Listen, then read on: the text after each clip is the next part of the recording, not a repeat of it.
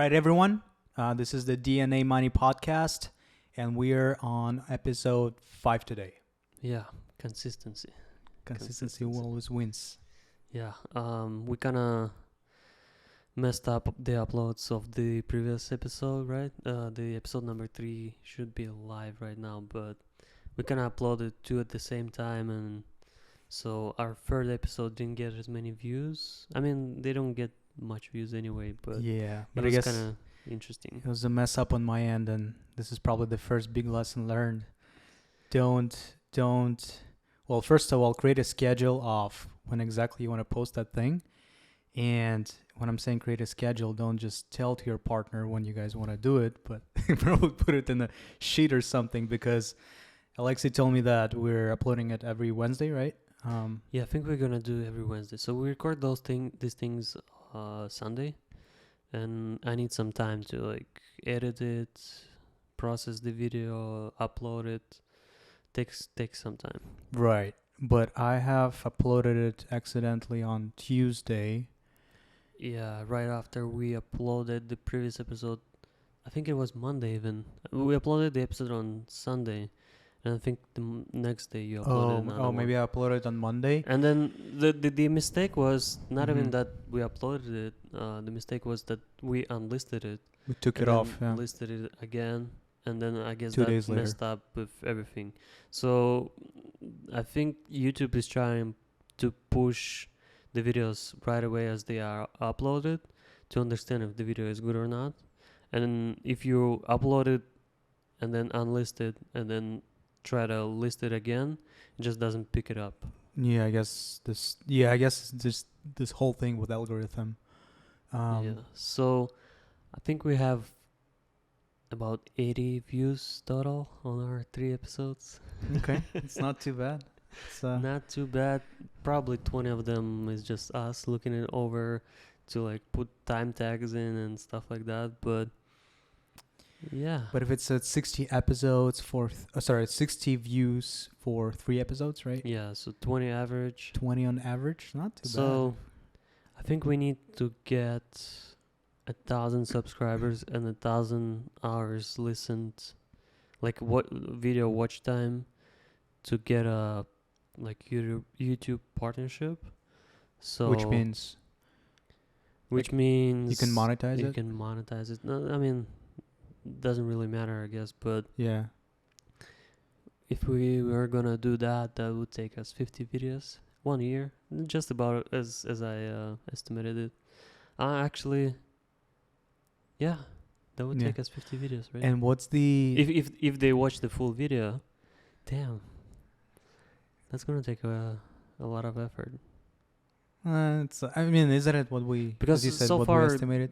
yeah, I mean, that is what it was. But so far, we have like 5 minutes average view on the video. Yeah, I feel like a really hard thing to do is to make people listen through the whole video, and I'm sure even like the podcasts or podcast hosts who have thousands or hundreds of thousands of subscribers, it's still hard for them to like make the or entertain the listener throughout the whole show or throughout the whole episode. Oh yeah. I think I usually skip a little. I mean, it depends on how I consume it. If I'm watching it, I'll probably skip some parts and then maybe skip the video entirely. If I'm just driving somewhere or Yeah, I'm like on a treadmill and it's my headphones, then I don't bother. the real Just question listen it is how many times on a treadmill you were in the past week. Actually, like four times. Oh I shit, think, yeah. nice. Okay. So I've started to pick up the pace with my fitness stuff. Yeah, it's Okay. been pretty good. Nice. I wouldn't say I see the progress yet, but I think maybe in a month or 2, if I keep up the same pace and maybe add like lifting workouts to it, because right now I'm like I used to do more lifting before. Now I do more cardio, and I skip lifting, which I mean, because I'm super exhausted after cardio. I cannot do lifting after that. But How many minutes do you usually run? 40, 40 minutes. Okay. 40 minutes. I usually do biking. Oh, biking. Okay. So because my feet they hurt like Yeah. too and bad. knees And and yeah, and I prefer biking. Yeah, 40 minutes, decent pace, and put some podcast on and just go through it. And yeah. it was pretty good. I've been at it for 2 weeks, I think. So Nice.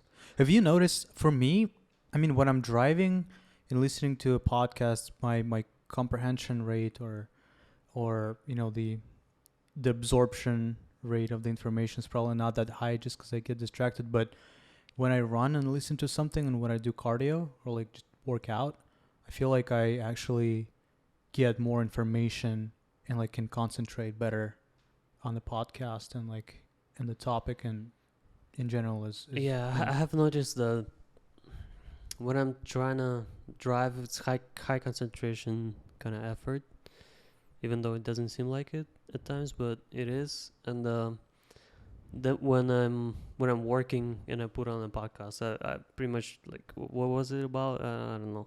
yeah, exactly. Sometimes because I either focus on like the thing or the podcast, and so. But when I run, I don't know. It's different. I think it's better. Not as I don't concentrate on it as much as if I would just watch the podcast Yeah. itself. But the thing is, um, I also noticed that it kind of sucks to like do cardio with the podcast too, because it's not like super energetic music. energetic. Yeah, because I would be watching for the podcast, and I'd be like at the last minutes of my workout, and I'd be like, okay, I need to put in some effort. I just skip the podcast, just turn on some hype music, and like Yeah. you burn twice as much calories like if you turn it off, pretty much. So podcast is like, because I concentrate on it too much with my brain, I guess. Yeah. No, I get what you're saying. Like this, I think last week, so I try to run every morning as well, and I usually run for like 20 minutes maybe, so like 2 miles, and I think one time last week I actually forgot my headphones, my AirPods, and man, it's like a completely different feeling where you're just running like by yourself, like with your own thoughts without any music. And on the one side, I thought it was actually better because you don't get that like really loud music and like very, very fast music up in the morning when you just woke up, and you can hear, I don't know, it's just you're just more calm, it's just more peaceful, I think.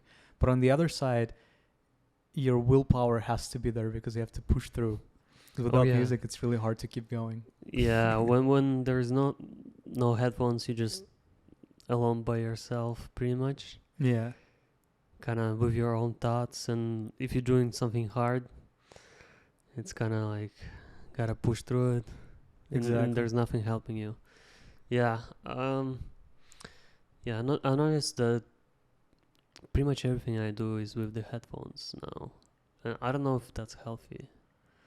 Probably not healthy. Yeah. Well, I think it also depends on what level of volume you have on, right? I'm not talking about like to my ears.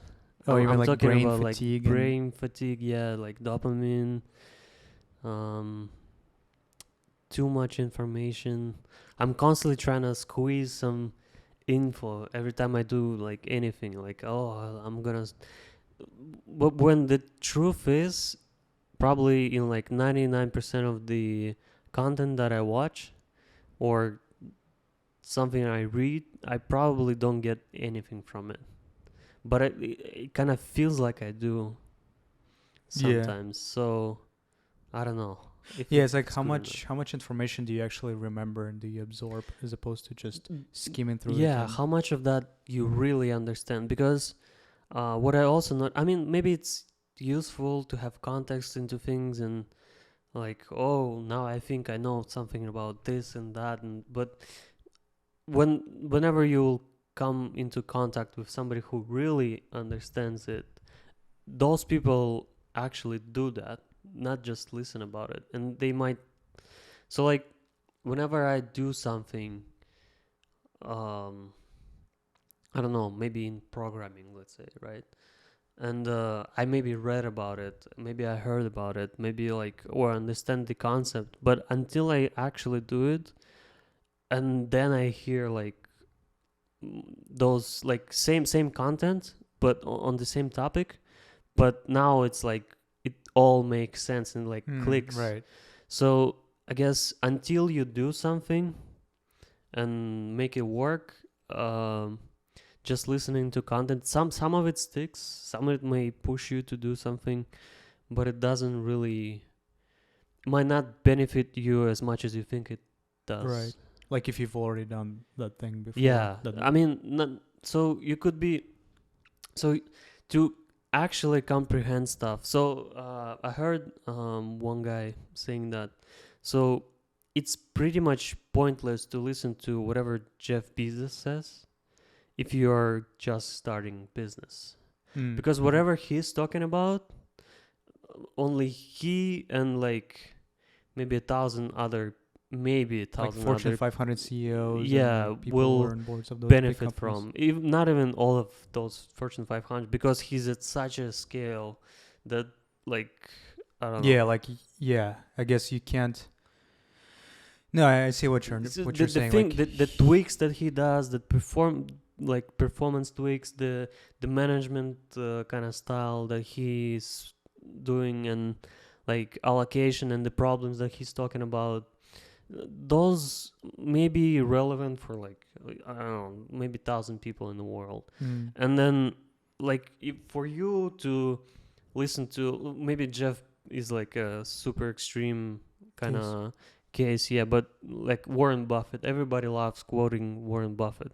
Warren Buffett is at such a scale that like, oh, like, do this, I did this, and I made so, I mean, yeah, it's not gonna really help you. It is a good perspective to understand like what he thinks about it, about stuff, and what's his approach to business. Yeah, I guess doesn't help you. I guess it's more about because they've been through, or because they have so much experience in their expertise of field, right? And they can interpret their own words in a different way that you would, or that would differ from the way you interpret it. For sure. And like, so in only it still makes a lot of sense to listen to him and understand what he's thinking and whatever, but it would make more sense for you to listen to a person who's, first of all, doing what you're doing, and then second of all, who's maybe 1 or 2 steps ahead of you. Warren Buffett is like 1,000 steps ahead of me, and he's like 1,000 years older than me, maybe 2,000 years older than me. That guy probably seen Jesus. I don't know, but what about Charlie Munger there? Then he's like prehistoric. But I mean, he's also has that life experience, and he's seen like millions of people in his life. He like, whatever he talks about is not gonna really tangibly help you. Still good to listen, but no, I think you're right. And for example, in entrepreneurship, like it's good to hear. Let's say you are starting an early stage company, or running an early stage company, and you've raised some initial funding. For you to listen to like a publicly traded company CEO is probably not going to be as helpful as a company or a CEO that have just raised, let's say, Series A, and you're at seed level, right? Because he can show you what steps he took to get to the next level, or Series B instead of Series A. And I guess in this case, the applicability of his advice and suggestions would be way better as opposed to like of someone who is, as you said, 1,000 steps ahead of you. Yeah. Also, like, for example, there is a lot of talk, and we're gonna talk about it too. But there is a lot of talk about like markets and how they are performing, and maybe real estate market, right? That right now maybe rates are going up, and the real estate market is slowing down. It's gonna be harder to sell, buy, whatever. And the thing is, that's true, but those people are talking about their experience, their business. So, for example, I work at Open Door, right? And it's a like iBuyer for real estate, and we Right. would be buying like thousands of real estate properties a quarter, maybe maybe multiple thousands, and whatever they're gonna be talking about when our CFO CEO is gonna talk about real estate, he's gonna talk about it in the sense of buying a real estate deal, flipping it in 3 months, doing this all of this transaction on a scale of thousands of units. If Right. you are just starting out and you're trying to build like a real estate business or maybe flipping business, right? I mean, you It's don't not gonna really. help you. It's not gonna help you, Yeah. right? Because he's gonna be talking about like building these systems and optimizing this and selling it to institutional investors and buying it from Right. like that's not what you're gonna do. And Yeah. then like the real estate might be dropping and all that stuff, but if you find a good deal, I mean, does it matter to you if you can buy like a shitty house that's has to have a lot of care and renovation to go into it, and you can probably buy them at any point of time, like market good, bad, like ugly, whatever. You can buy them at 20% of discount for sure, because some of those deals you cannot even put on a MLS because they have to be habitable to get there. And then I mean, do you care that the real estate market went down 5%? Maybe you do, but I mean, Yeah. you are buying this house to like flip it and make 50 grand. You don't care, like you already bought it below market. You're gonna put in some effort there, and you know what I mean? Yeah. Yeah. No, definitely. And I guess on like on this note, if we're saying that listen to people who are or get an advice from people who are maybe not so far ahead of you, Yeah. right? Maybe just try to get someone who is at the level where you want to be in, let's say, like a year or two, and And then learn those like incremental steps from them, and because this is gonna be the most valuable information. yeah, so let's say for example, there's a lot of people who, let's say, they are on minimum wage, and for that person to listen to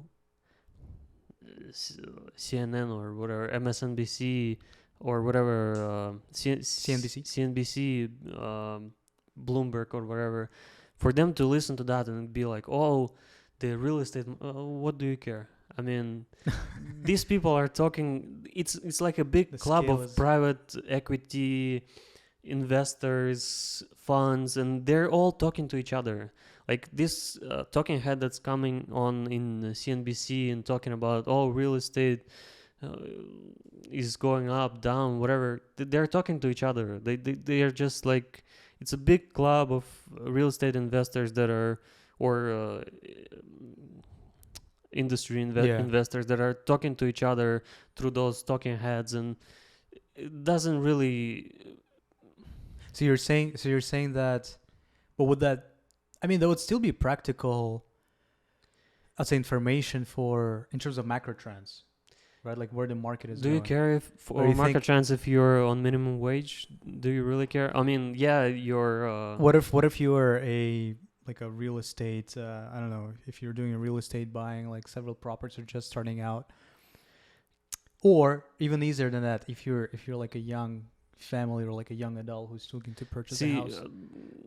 if you're making minimum wage, you're not. I mean, we can find cases where that would make sense. But after all, I'm kind of a proponent of this philosophy called Stoicism, right? Where kind of the main point of the Stoicism is that you are only you only need to focus on things that you can affect directly. So Yeah. if Something's out of your control. Don't waste something your out of energy your on it. control, don't worry about it. Yeah. You have to focus and stop spending any time on whatever macro trend is. I mean, you're not gonna call Jerome Powell and tell him to like stop on hiking those rates because that's Yeah. just not gonna happen. And But on the other side, you can. I mean, let's say if again, like going back to an example, to a family that is looking to purchase a house, right? Like, if they're saying that the mortgage rates are gonna go higher, right, and they're already good, they've already gotten pretty high, and at the same time, the markets are saying, or like the market experts are saying that the prices will fall down in the next like 6 to 12 months, right? And then if you're seeing that the economy may go into like recession, again, this will affect prices. You can like this is a useful piece of information that makes you like hold off on the purchase of the house, right? So you can like rather wait for 6 to 12 months and maybe save more money. so, what are you gonna try to time the market? Maybe not to time it exactly, but at least see where it will be in like this next 6 to 12 months. And what if you're wrong? So, What if you're not wrong? What if you're right? well, I mean, so I would judge based on your personal situation. So, should you buy like a house or should you not buy it? Probably, if your job is solid, if you like, yes, in this case, maybe there's layoffs and all that stuff. But if your job is solid, maybe you should right now Yeah. because I mean, are they gonna like explode? I mean, And that also obviously depends on like the areas, geographical areas, because like in these big cities, like obviously the price cuts are not going to be as big. you should as in focus. If you are not sure if that's a good time to buy, you should just focus on buying a good deal. Mm. But buying a real estate, like if you're a family and you're trying to move in, it's not an investment anyway.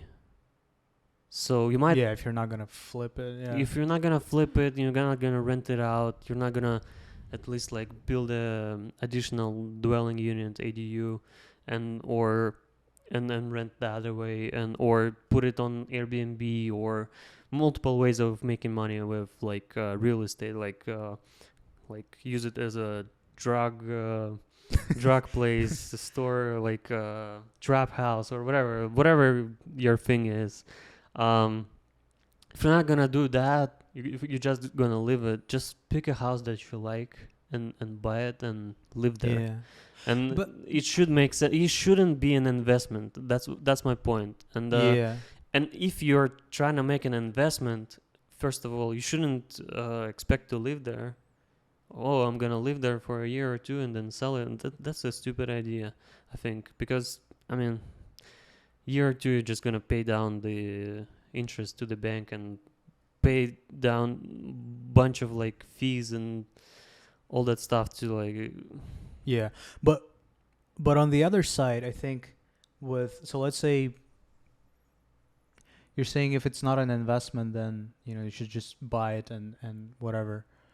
And if it's an investment, you should look for a good deal. And Right. the good deals No, are but in if any it's market. not, but if it's not an investment, and let's say again the mortgage rates went up, right? Mhm. And like if I were to buy a house right now, and let's say what mortgage rates now are on average at like Seven something. 7%, and a year ago they were at like 3.5. 3, yeah. Well, maybe not even a year ago. Maybe like 4 months ago. 4 months ago, yeah, like 3 to 3.5. Obviously now I'm paying like or overpaying twice in interest rates, and that's gonna be a lot over the 30 years, right? So if I know that potentially in like 6 months the price will go of the house is gonna go down, then I can save a lot of money into interest rates payments over the over 30 years. Now that's obviously if I had money and like it wouldn't that would not have impacted me too much, or I know that it's not going to be a big effect have a big effect on me, then like I'll buy it at the moment, whatever. But you're trying to like Time it? price it out as an investment and time the market, right? So No, I'm just trying to save myself some money for my family. From this perspective. See, back in 2018, me and my friends we would meet and we would all discuss like, oh, the real estate prices are so high. It was back in Seattle, and we would be like, oh, real estate prices are so high, the crash is coming, blah blah blah blah, and we've been waiting for that crash for 3 years. what 4 years. 4 years now, and maybe the crash is coming, but the prices are not even gonna go down to the levels they were in 2018. And it's not gonna be a crash, Yeah. maybe like a slowdown. Yeah. But like if we would have bought like back in the day, I remember in Bellevue, that's a like city near Seattle where all the rich people live. Like not really Bellevue, but like Bellevue and cities around it.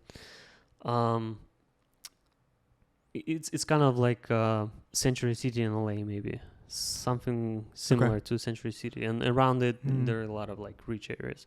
Okay. So their houses were like 400,000, maybe even less for a house in Bellevue. Right now, like there's no house cheaper than $1 million there. No. Like you wouldn't probably buy a land for $1 million there. No, it's insane, and we've been like, oh, it's super high. It's gonna like, I mean, Yeah. And you could listen to like a million of analysts and experts and channels, and they'll be like, oh, the real estate at all-time high, and it couldn't be that high, and we should all slow down. Yeah. You can always find reasons for the big crash coming in. Maybe it's gonna crash, but if you're buying a house for yourself, you don't care. You shouldn't care. I should say, like, if you're buying a house for yourself and you intend to live there for 10 years, because that's the only reason you would buy a house, right? If you wanted to live there for 10 years at least, because otherwise you just rent for a year. Like if you're gonna buy a house for a year, it's like I mean you're gonna waste money on just buying it unless you. There's a bunch of ways to make money, but coming again into investing zone, if you're just gonna buy it and live there for 10 years, in 10 years it's gonna be worth more probably. Yeah. So who cares? Yeah, and I guess in terms of timing the market, I agree that's like if these analysts and like experts cannot really understand it or time it, then like you shouldn't even try. And I remember with like stock market, when I got into college for undergrad, I think it was 2014. I remember our professors and just the guest speakers who would come to college and talk about economy and the finance and all that stuff. They would say that, oh yeah, the crash is coming since like 2015, 2016. and a lot of investors saying that, oh yeah, we're like sitting on cash right now because like the crash is coming and we're gonna buy in when it's all going down. But fast forward, what, 6 years? Yeah, there is. I mean, stock markets have been pretty brutal in the past 2 weeks, but last week it was actually a good week, right? I mean, the stock market really went up high. But yeah, I guess the lesson here is that it's really, really tough to time the market. Yeah. So don't worry about timing the market. So we came to that from discussion on taking lessons from somebody who's the step ahead. And what I wanted to say is, if you're making a minimum wage right now, and you're trying to figure out, and you start listening to people who are on a different journey from you, and who are in this like big funds trying to predict real. I mean, what are you doing? Like, find a person who's making, let's say, what's from minimum wage. Like, you probably making like $30,000 minimum wage right now, right? Probably a bit higher, but around that. Yeah. Depends on the area too. Could be like 15 if you live in like. Yeah, minimum wage in California has been $15 per hour. I think Yeah. it was 12. Some No, doesn't they matter. just brought it up. I think. Okay. So yeah, in California that would be 30,000 a year. Find somebody who makes 60. Maybe you'll get a clue on what to do. Yeah. Because that's also what I did when I was working minimum wage. I would be finding people who make more than me, and the amount I was. It's funny, like back when I just came to America, I was thinking like, oh, if I could make like 4,000 a month, that would be great money. Like, I could afford a good car, I could afford like a good house and all that stuff. And When was it again? 2016. Okay, 2016. Yeah, and so I would seek out people and advice from people who would make that money, and from that I found I started doing construction. I think there I was making around that maybe. Then I found like transportation industry. I worked delivering stuff like from construction materials to later like packages, and my friends would be delivering paper and all that. You could make like $50,000-$60,000 a year there. From that, I went to learn how to program, write code for companies, and that brought me up higher and higher. And so, of course, it's very interesting to and like nice and cool to anticipate like those jumps of like, oh, I made like 5 times more money this year, and maybe you can do that at some point. Maybe if you are in the right place in the right time, and you can pick up that from some person who did it. But generally, I mean, don't look for advice from a millionaire if you're making like 15 bucks an hour. That's gonna just go over your head. You're not gonna understand. Later, maybe if you hear that advice, and later when maybe you're making like 400,000-500,000 a year, you're like, oh, I remember this guy told me that, and that makes so much sense now, and like, Right. it's gonna open your eyes and expand like. Yeah, I guess it's sort of an alternative example that you could make is when you're learning something new and you're taking a course, right? If you're clicking on the last lesson, or like on like the almost the last lesson, and you're just the beginner, you're not gonna understand anything that they're talking about, because the concepts are very complex, or maybe they are using some terms that kind of make sense but don't really make sense to you because you haven't gotten through the whole course yet. So you have to like look at the lesson 1 now first, and then class 2, and then class 3. Yeah, and also maybe even going from that, also you watch this course, you complete it, and then you do something with maybe you learn the technology, you do something with it, you watch this course again, Actually do it. Yeah. you're gonna actually pick up a lot of new stuff, because the details that you skipped while learning it the first time, there's gonna be like a lot of those details, because you didn't think you couldn't put it in a context, you couldn't like comprehend it completely, and all of a sudden you're like, oh, this actually makes a lot of sense. This simple tip actually makes you like 10x your output. But until you understand the full picture, it's not gonna make sense. So Yeah. Learn from somebody where you want to be in like a year, For because sure. and it's actually very realistic too. If you're, let's say you're making a minimum wage and you're trying to make like double that, $50,000 a year, let's say, you can make it in a year. And if you keep upgrading your surrounding, because they say that you're like an average like of Of your five people five people you that you hang out communicate with, with. Yeah. yeah. So, and if you upgrade that, or these people upgrade with you, and they start making 100,000, let's say, it's gonna be like, it's gonna take you a year or two to make 100,000. Right. That's Yeah. just it's gonna be so easy for you to understand how to make I that. think that's also because your brain, or your brain would understand that this is totally doable, and then you have also five people that can help you out, either directly or indirectly, to get to that point. Yeah. But I think it's more about you're seeing, oh shit, this is actually doable because a person that I know really well crossed that line, and now they're making this much money, or generating this much output. Yeah, and hopefully your peers can move up with you. If that doesn't happen, you might have to like look out for an advice from outside and maybe help your peers catch up and all that. But i- it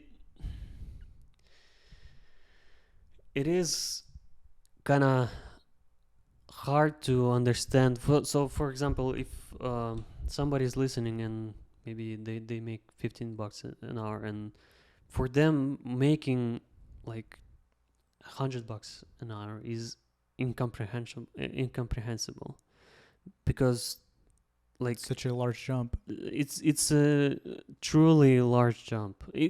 So like, and for a person who makes like $1,000 an hour, or I mean like couple millions a year, right? For him, he'd be looking at it and be like, oh, that's just a jump from 15 to $175. That's not a big difference. And Yeah. I'm looking at like, oh, how can I do 2,000 to 5,000? But it's they call it mindset. I don't know like how to describe mindset, so I kind of avoid that. But Mindset, I think I can try to describe that. I mean, mindset is basically I guess that includes your set of values and like your set of rules, and how you see and how you perceive different things, and your response rate to those things. So it's like your reaction yeah, and how you think about. that's all Um, cool. But you cannot really like, that's not actionable, an actionable description. well, How do you act on changing I don't know. It's just the way you perceive things? It's not gonna come from inside, really.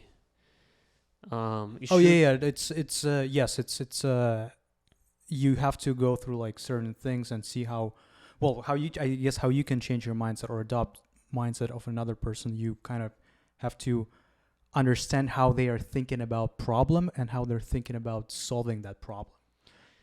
Because if you like, for example, as simple as a person can be positive, or an optimist or a pessimist, right? How do you become optimist? You're probably not going to become a complete optimist, but at least you can understand how optimists think, and like how their decision making is different from yours. And I think this is like the change in the mindset. Yeah, you cannot do that in a vacuum, really. So you cannot just sit and By think, oh, yourself. Yeah, I I agree. wonder, like, if I was him, I would be probably thinking this and that. You'll still reserve to thinking the way you usually think. We're getting into deep, I guess. We're confusing ourselves too. Um, yeah, but general advice is just find somebody where you want to be in a year, And and learn from you'll them. be there, Yeah, yeah. basically. And speaking of that, if you guys are starting a podcast, we're doing that as well, and we're probably a little bit ahead of someone who's just ideating about it, right?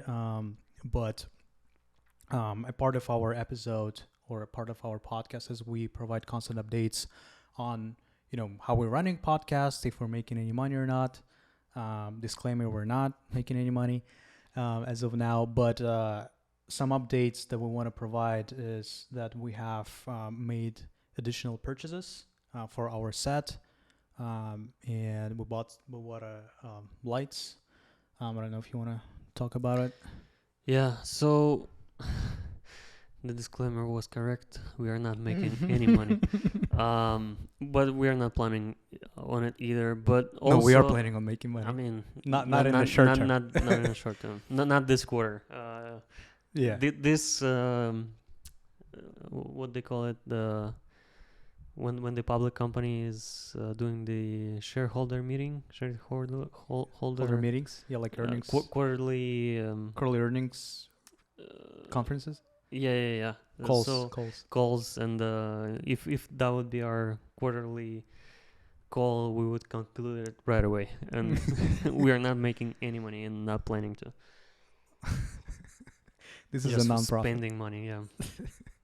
But this is not just a podcast journey. I would say this is more of a business journey, and maybe you guys can come on it with us. So we can both start from making $0 in our business, and maybe things we learn in podcasting, but also in like business world and doing business, we could actually like give it to you, because we are learning it ourselves too.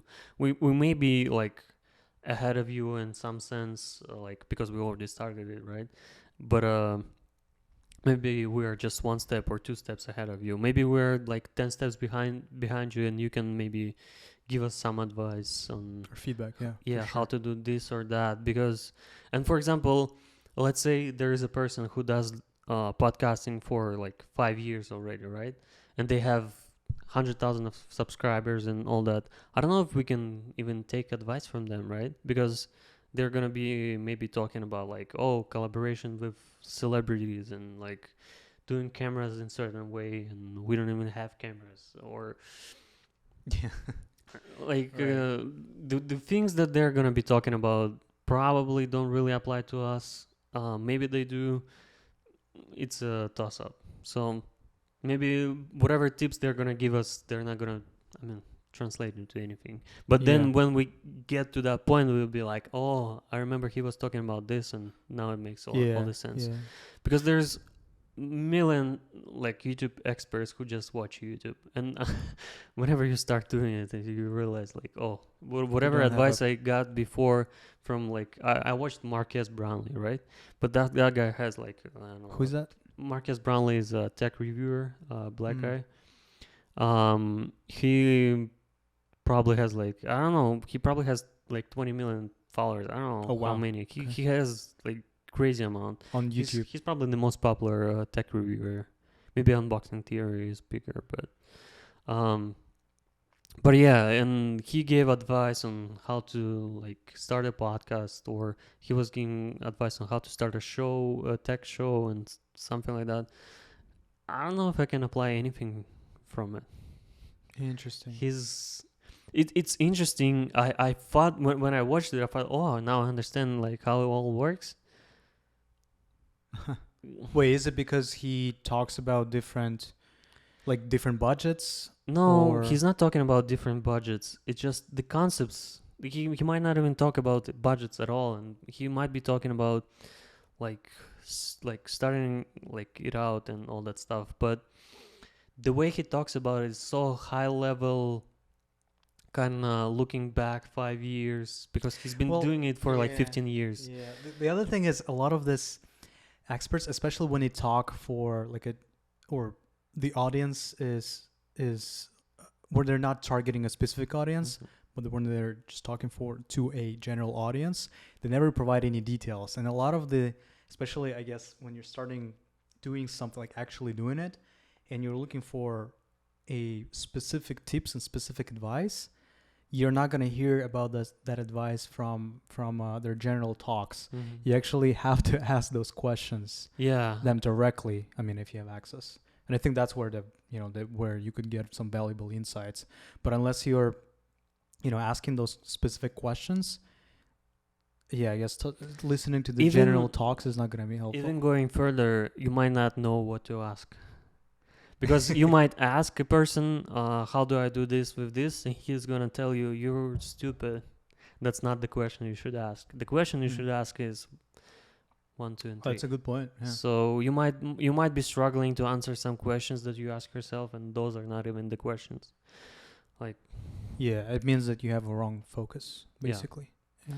So back to an update on the podcast. So the last episode we recorded was kind of a failure.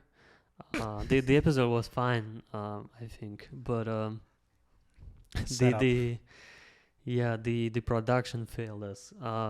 We turned on 3 cameras. One of them ran out of memory right away. One of them didn't even launch the recording, and but luckily we had the yeah we had the main camera, the middle one, working throughout the process. So we got lucky in that sense, and the audio recorded well. So this time, hopefully, all the cameras are working. We also noticed that since we're kind of filming in a closed room, it doesn't have windows or anything. So, and I also painted the walls blue, and me and Danny, we both painted walls. Yeah. So Please acknowledge my work too. yeah, sometimes I do, but so that made the room very dark. I mean, also in the first episode, if you go back and see, the first episode was also looking pretty dark, even though the walls were kind of grayish. So we made them darker, and after that, the quality of the video became just horrible. Especially considering that we're filming it on iPhones. They're not really made to Professional cameras, yeah. Yeah, and even though they still have great quality. amazing. The things you can do with just iPhone. I think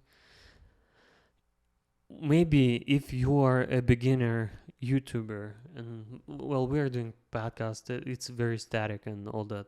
But Right. if you're beginning a YouTube career and you're just doing videos, and don't invest into cameras unless you're trying to do something crazy.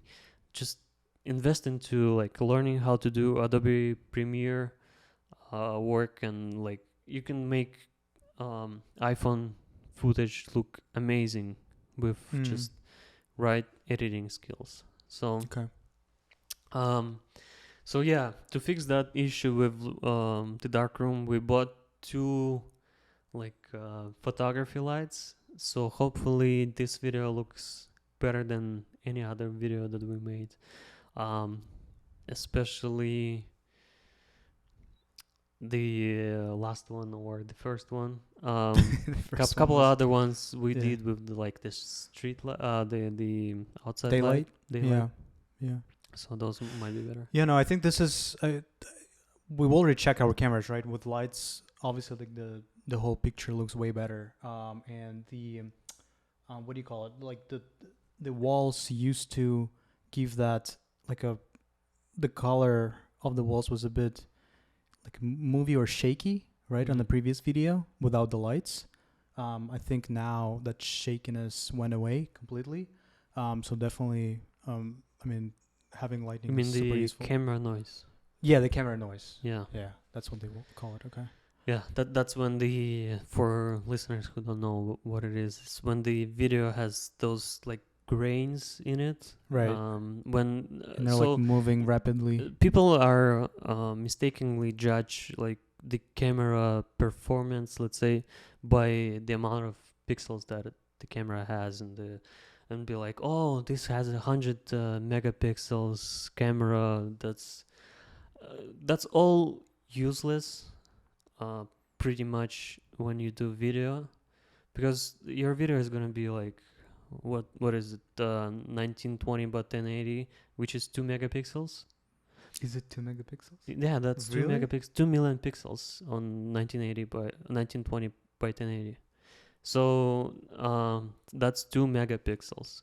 And of course, it's important to have like better sensitivity of the camera.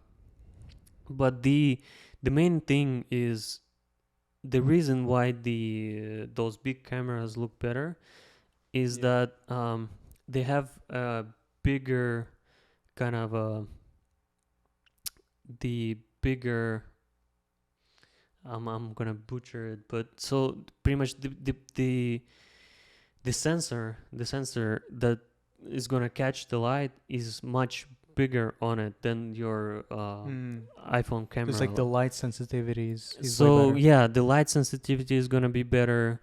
The amount of pixels per square inch can be like the pixels can be larger, so they're Got gonna it. catch the light. And if you're trying to squeeze 100 million pixels into like a tiny sensor on a phone camera, that's not gonna give you any. I mean, it's gonna give you some benefit maybe, but Not a visible one, probably. yeah. So Got it. pixels don't matter. But why did we? Oh, Yeah, we were talking about lights, and I also want to talk about like the total expenses. So, a couple of episodes ago, we've mentioned that we've spent around $800 on mics, table, chairs, the sound systems, and some software as well. I think. software, and then the tripods for cameras. Right. And What we've- else did we buy? I think that was pretty much it. But yeah, guys, go to episode 2. Was it? 3. 3. Go and watch episode 3 because we have it in more details. And since then, we've purchased a new tripod, which was like $20 more for our third camera. And we've bought this 2 light stands we've just mentioned. Those were for around $70. Tripod, we got it from Target, and then the light stands were from Amazon. So as of now, our like total check comes down to 900 something. $900. Probably $900. Yeah. So, and that's just to start. So, but we are not planning to invest much more money into A setup at least. setup at least. Maybe we're gonna invest money in travel or coffee. uh, so it's more Coffee machine. energetic. I don't know how you guys watch this, but Yeah. um, I think, and this is oh man, this is like this is the next level. You mentioned that we need to invest more into like the development of the basically to spread the awareness about the podcast and yeah. promote it on different platforms. I feel like that's gonna be expensive, right? It could be. Also, we should probably follow our own advice and find somebody who's like has like a couple thousand followers and does a podcast and who's starting out. And so the big thing the way I see the other podcasters grow, they just go visit each other. But Dude, we gotta make more friends who are running podcasts, or just get into Yeah, those circles, or- especially because we're in LA. or maybe not people who are running podcasts, but who already have some following and have interesting things to say, right? Maybe some YouTubers who are not podcasters necessarily, but who can provide some insight and suggestions, or maybe find some businessmen who have done something interesting, or maybe like, I don't know, something that could help us scale the awareness. Definitely. Yeah. So again, the bill is now closer to 900. We've put more episodes on YouTube. I know we've put some episodes on Spotify with Anchor. Maybe we should like touch briefly on that. I think with Spotify it wasn't that difficult, right? Yeah, Spotify was straightforward. just upload it to Anchor. They even support the video podcasts too, which was surprising of how that was reserved to like top influencers there. Anchor, it's pretty cool. Got bought out by Spotify. Helps you upload stuff to everything, I guess. all like various platforms. And Mm. I think with Apple Music we still haven't done that. I don't even know if is it still Apple Music or I do think it's they Apple Podcasts. Apple Podcasts, sorry, not Apple Music. So there you have to submit a separate form actually. Mhm. So you have to log in or you have to create an account. Then you have to verify your account, which means that they're asking you to add your debit card or credit card. Mhm. And I think they're charging you something like 10 or $15 per month. Hmm. Which I didn't know they did that. But and then your application is being considered for up to 10 business days, I think. And after Insane. that, you can start posting. And the same, I think almost the same goes for Google podcast as well, where you have to like submit an application. Apple first. is trying to keep everything clean and simple and nice, and yeah, always And putting some free. gateways and then charging for everything. Okay, that's good to know. I also pay Apple like 100 something bucks a year for like being able to upload apps to App Store. Oh, Like, just for the ability to upload? yep. Huh. So Wow. that's another story. But yeah, by talking about the marketing of our podcast, I just realized that we don't really have a strategy on how to do it. But maybe we'll come up with a strategy, and next time we have a podcast, we'll introduce it to, I don't know. Yeah, no, we definitely should talk about it, and hopefully we'll see what budget we can set up for that, and then what we can achieve. See, With that I just budget. realized that again. I started something, and I invested so much effort into product. So the way it looks, the way it sounds, and the way it's all works. And I haven't thought about marketing until I started it. So No, I never learn, I guess. yeah. I mean, you can plan. Look, you can plan ahead forever, or you just start doing stuff. Because I think gaining momentum is actually more important than thinking through everything, and maybe because if you're over planning, that's also not good. Because and look, the thing is, we haven't started doing marketing, right? Yeah. And it's not that we're doing it; we're already doing something wrong. We just haven't planned out for it yet, but I think it's a good time to start doing that. So Yeah, and I was saying that usually the podcasters are going to different shows and trying to promote their podcast, and not really promote the podcast, but promote themselves and talk on some.